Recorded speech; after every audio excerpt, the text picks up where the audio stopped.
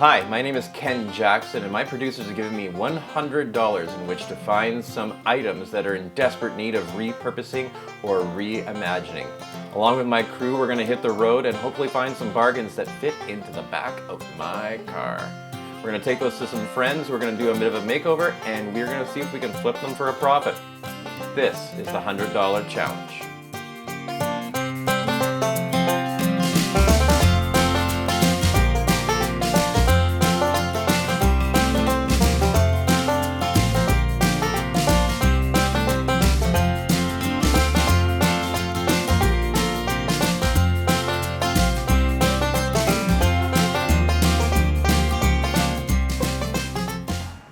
So the garage sales were a little bit of a bust this week.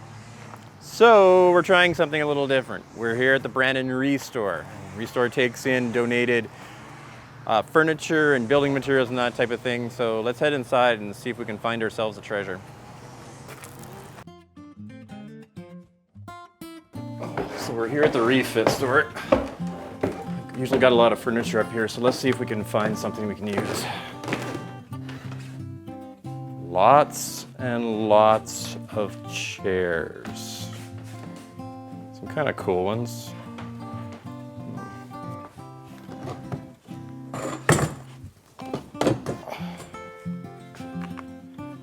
It's not too bad, but it's a lot of work to refinish that one. Let's keep looking.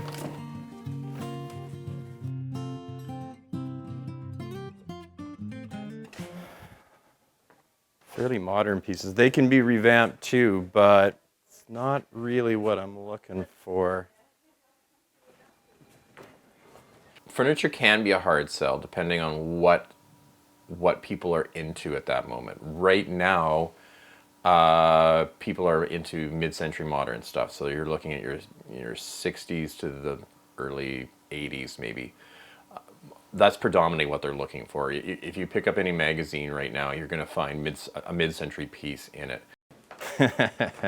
Here's something. How about this? Oh, I think I had one of these in Minto. Let's see if I can still get into it. I think I was a little smaller when I was in Mrs. Armstrong's class in grade 1. Ooh. Ooh, I should have taken my wallet out before I can get into it. Oh, okay. This is kind of cool. It's a great nostalgia piece, but I don't think there's really going to be much of a market, and to try to make it over as well, too. No. Gotta keep looking. Here's something kind of cool. Nice dresser. I'd say from the look of it and from the back, it's probably in the 1910s, 1920s. It's got a nice bit of a serpentine front to it, a curved front. You can see where the keyholes were, where you could actually lock this at one time. It's got dovetailing, which kind of gives it a little bit of provenience as to how old it is. I don't really like the color. You do see a lot of things online taking old pieces of furniture like this and redoing them and kind of updating them, maybe giving them a new purpose. Let's go talk to Aaron. I think this might be our find of the day.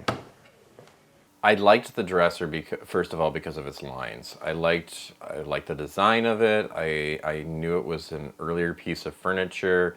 I know it's going to be good materials that have been used to make it.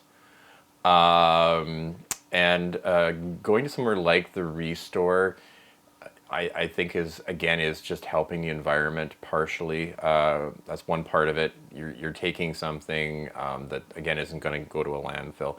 The other great thing is it's an organization that has a lot of really great.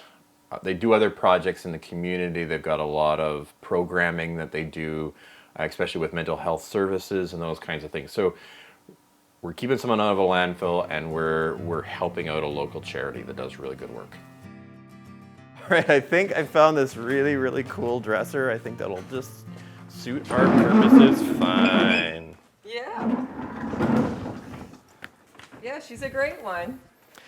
Can you tell me how pieces of furniture like this come into the Restore? Yeah, for sure. So we've been here for almost 24 years now, and we run strictly on donations. So everything that you see here in the store is generously donated by the community and surrounding areas. So yeah, we're very thankful and appreciative of what we can sell here in the store, so it goes back into the community.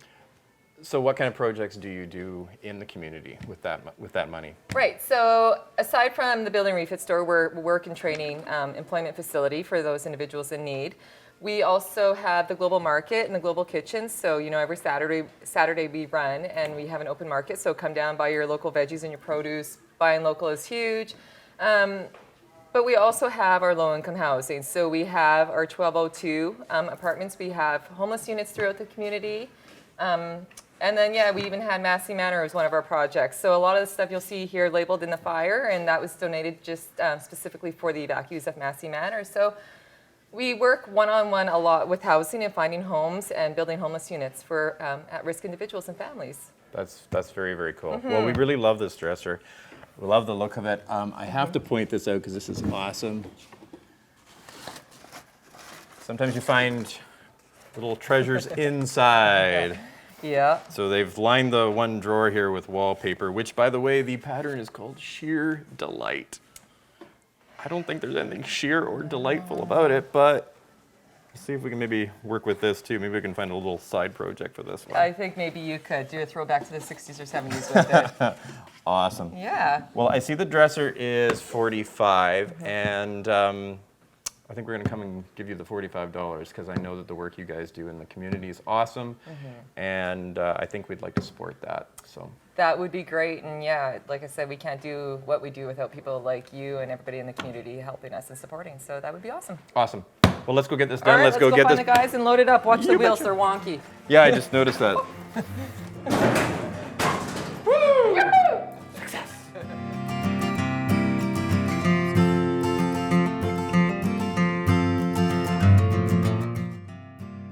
So even treasure hunters have a bad day once in a while. The dresser would not fit in the back of my Cadillac. Therefore, we opted for plan B, which was to get the camera guy to bring his trunk. In the meantime, the camera guy also bought some weights, which was a good thing because I need him to help me carry the dresser. That's a wrap. With this project, as with pretty much any project, you need to, if you're looking for ideas, a really good place is going into furniture stores, looking at magazines, especially decorating magazines, and looking for what are the hot trends.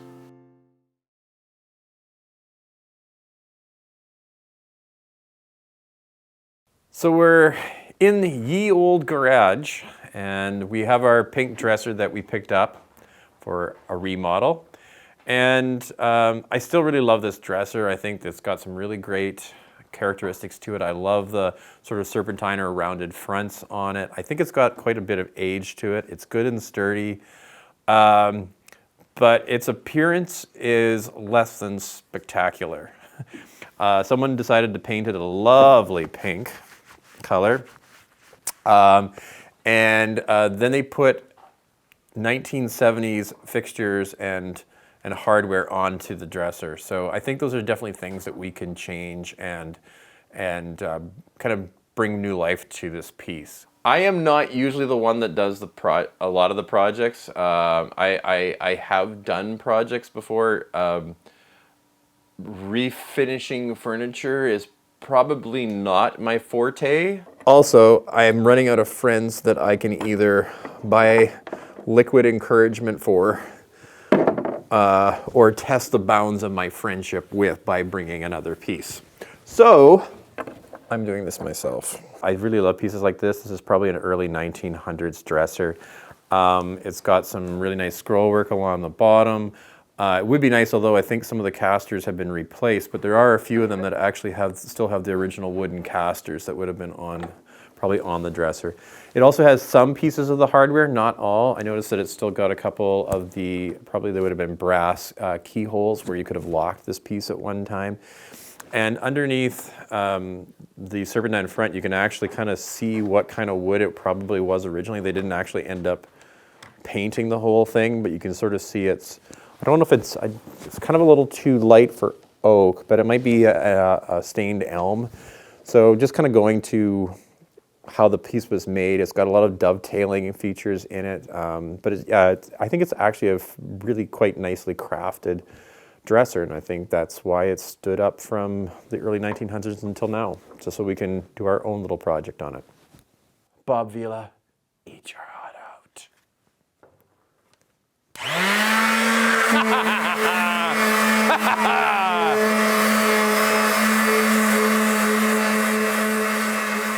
I think I proved something to myself a little, so I'm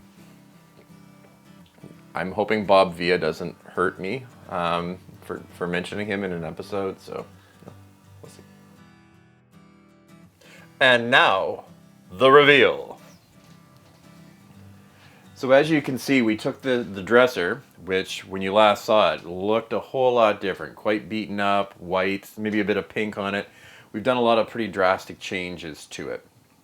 We have, first of all, it's been sanded down by yours truly, and made everything smooth and much easier to work with. Then we found this great paint color, and I can't express more. Go to buy those decorating magazines, see what's hot, see what finishes people are wanting. This is a color, or a type of color, that turns up a lot in decorating magazines right now. Then we went to one of our other secondhand stores, and we found some really great pulls, and we changed them out with the old ones. We even added some liner into the inside of the drawers, kind of just to make it a little bit more feminine. And we've turned a piece that was pretty rough into something that I think can fit into just about any home. So hopefully we can find a home for it.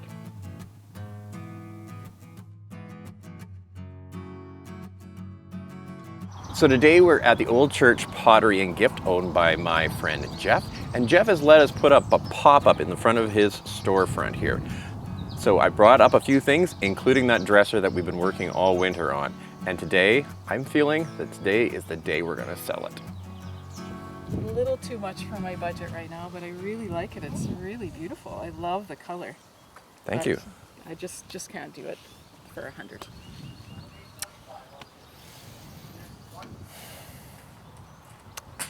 Strike three.